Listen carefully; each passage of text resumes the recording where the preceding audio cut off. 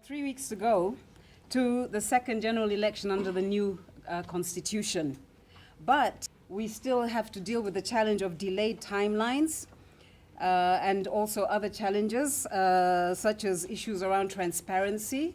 We have a problem of insecurity and violence, particularly in some areas, which will have implications for participation and perhaps disenfranchisement of voters. We know that a state of emergency has been declared in parts of the country such as Lamu, and we don't know what preparations are being made to make sure that voters can actually vote. We would remind the IEBC that you have baggage, you have heavy baggage.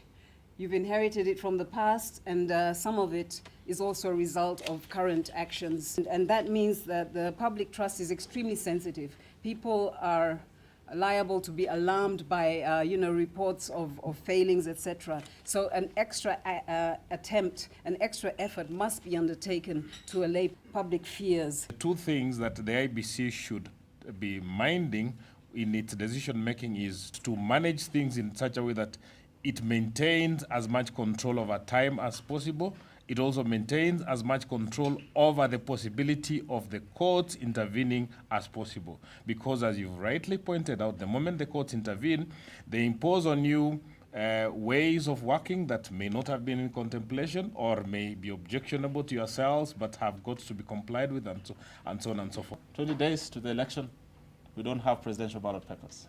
And we read a lot of things. To the extent that people think there's something totally wrong with the commission. But I want to assure you one thing, that whatever decisions we've made, or whatever decisions I've made, those decisions have been made in the greater interest of the country. A peaceful election is a result of credibility and fairness. And so it does not help when security forces threaten and intimidate the citizens. The citizens have their right to cast the ballots, to monitor the process, and where necessary, to protest where they see injustices.